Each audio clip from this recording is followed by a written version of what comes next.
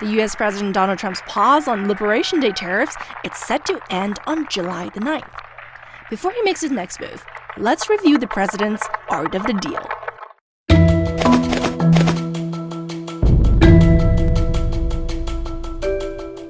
First, being predictably unpredictable is part of his negotiation strategy. Trump keeps on changing his mind, making it harder for any counterparty to come up with an effective reaction. It's kind of a yo-yo policy. Tariffs are on, they're off, they're up, they're down, they're large, they're small, there are exemptions, there are no exemptions. Every few days there's a new thing. So it's very hard to predict. Unpredictability helps Trump's game. He derails timelines, forces panic, and then pockets the concessions. Just look at what happened during his negotiations with the EU. Quel est notre objectif? D'avoir un cadre d'investissement. What is our objective? To have a peaceful framework for investment and trade with the United States of America. That is what we believe in, fair and equitable competition. Macron says Europe wants a peaceful, fair, and equitable deal. But did the outcome of the negotiations match the intention? Let's wind back. On March the 12th, the EU retaliated with billions of dollars of counter-tariffs on US goods, although paused until April the 1st in a show of restraint. Trump's response? A 200% tax on Europe's liquid pride. Spoiler alert, this wasn't about free trade, it was about control. And what happened next? On April the 9th, Trump backed down, bringing tariffs down to a universal 10%, excluding China, and set July the 8th as the next day for negotiation. In response, the next day, the EU also paused its reciprocal tariffs. But the twist came on May the 23rd, when Trump launched a tirade of complaints about the talks, which sent the EU into disarray. I'm not looking for a deal. We've set the deal, it's at 50%. Trump claimed that discussions were going nowhere and raised the rate 5 votes from 10% to 50%, while also bringing the deadline 1 week forward. But the bloc rushed to calm his nerves.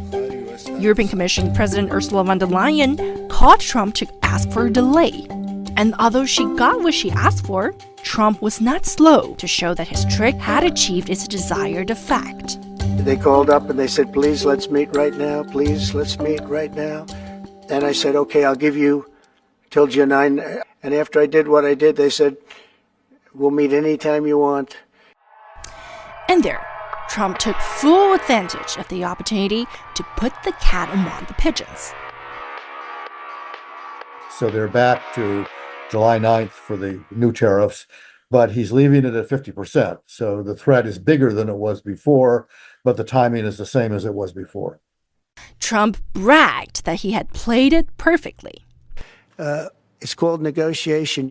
They wouldn't be over here today negotiating if I didn't put a 50% tariff.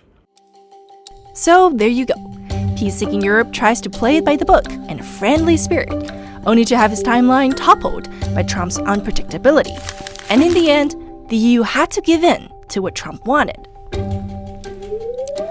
What's more, Trump firing a big opening salvo forced some countries to show their hands. The EU went straight to their best-case offer: zero tariffs. We have put forward a 0-for-0 offer, zero tariffs on both sides of the Atlantic. We're ready to eliminate tariffs on industrial goods. Trade offer already on the table. French President Emmanuel Macron rushed to remind Europe to pace itself and hold back its cards for future leverage. Parce que nous avons une force. It's important that we pause future investments or those announced in recent weeks until we have clarified things with the United States. C'est plus que le marché américain. Based on this history, what advice can be offered to anyone negotiating with Trump? Be strategically patient.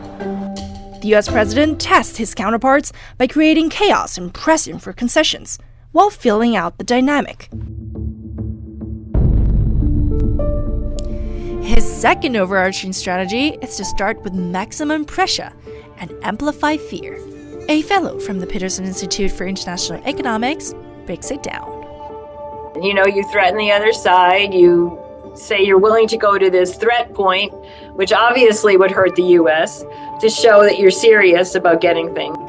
Even if it doesn't follow through, merely floating the possibility sends shockwaves. Coupled with the threats of harsher punishment for retaliation, many countries hesitate, fearing worse consequences if they fight back.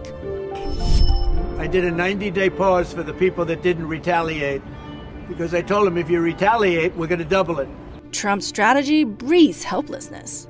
Retaliate, you risk even steeper costs. Stay silent, you have to endure the pain and hope it stops. This isn't new. Even Trump's former vice president admits it. During our administration, we used the threat of tariffs very effectively. U.S. Treasury Secretary Scott Bessent was also stunned by how well Trump's pressure tactic worked. And I look at these proposals and I think these are excellent proposals, but I wonder, how did we get here? How did the previous administrations allow this to happen to the American people? Fearing uncertainty, many nations settle for less rather than push back, as Bessent bluntly warned after Trump's Liberation Day statement. I wouldn't try to retaliate. As long as you don't retaliate, this is the high end of the number.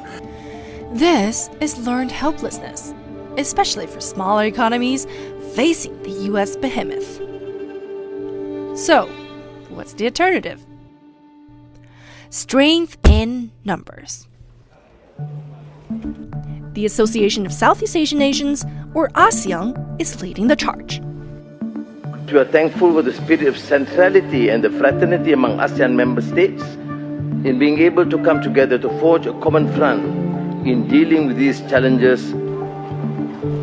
After Trump's tariff announcement, Southeast Asian nations scrambled to negotiate. But few succeeded. Plus, tariff rates slapped on ASEAN countries differ drastically, from the lowest 10% for Singapore to the highest 49% for Cambodia. This uneven treatment makes collective bargaining essential. ASEAN now plans to present a united front to the US. The consensus achieved by the foreign ministers in Langkawi earlier this year, I've taken the liberty also to write to President Donald J. Trump to seek his understanding to organize a US-ASEAN meeting. Trump's third tactic: bully the weak and fear the strong. Japan, a key security ally of the US, faced high-stake negotiations. Officials struck a cooperative tone. We seek a win-win solution, one that benefits both Japan and the US. But goodwill alone wasn't enough. Japan's leverage? Here are the top 10 creditors of US Treasury bonds. Which country sits on top? Japan. When asked if Japan could use its massive treasury holding as leverage, the Japanese finance minister responded as follows. Our bond holdings are a card we could play, but using it is another decision. Points. There's a lot of red on this board. Today, it challenged that, but look at how it reversed. The sell-off spiked US borrowing costs, forcing Trump to soften his stance. Bond market is very tricky, but yeah, I saw last night where people were getting a little queasy. Japan balanced pressure with promises, be it existing ones. I'm now excited to commit this $100 billion and 100,000 jobs into the United States. Or future ones. If I may repeat myself, it's investment over tariffs. How can Japan invest to create more U.S. jobs?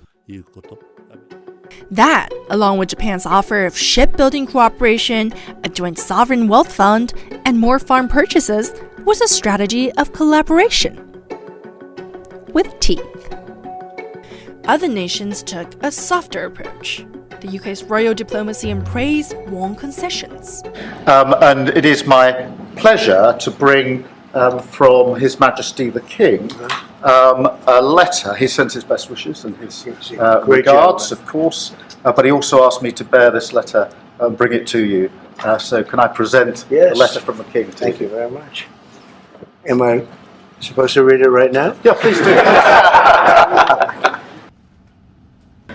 Tribute to both teams, tribute to our countries, and tribute to your leadership. A senior figure at the Chatham House explains.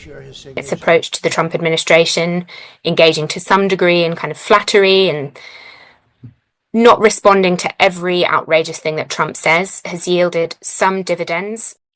Trump personally seems to have some fondness for the UK and some sense that there's a historic relationship between the UK and the US. But what if there's no such historic ties? Try grand gestures. Trump returned from the Middle East, claiming $1.4 trillion in UAE investment and $600 billion in Saudi deals. But skepticism lingers. Trump says the UAE will invest $1.4 trillion in the US AI sector over the next decade, but the UAE's annual GDP around $500 billion. Trump also announced Saudi Arabia's commitment to invest $600 billion in the US. Saudi's annual GDP in 2023 around $1 trillion. So while the investment figures sound great, the possibility of them being realized remains in doubt. Or what about shifting the goal to just making the man happy?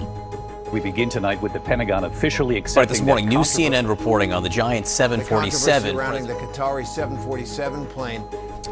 When asked about the gifted jet, Trump seemed to take it lightly, slamming reporters for asking the questions. They're giving us a free jet. I could say, no, don't give us, I want to pay you $1 billion or 400 million or whatever it is. Or I could say, thank you very much.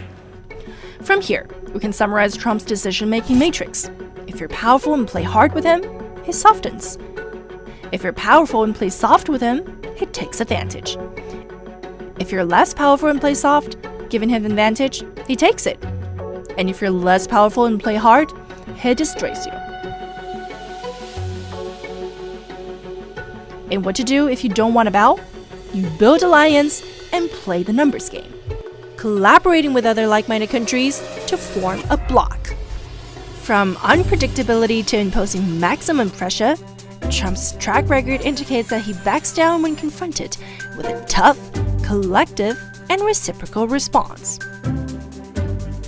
For countries stuck between response and retaliation, wondering how to respond to Trump's opening salvo in negotiations, his dealings show that they are productive ways to respond, and that collaboration is the best strategy to navigate a world left confused by an America that is unilateral and protectionist.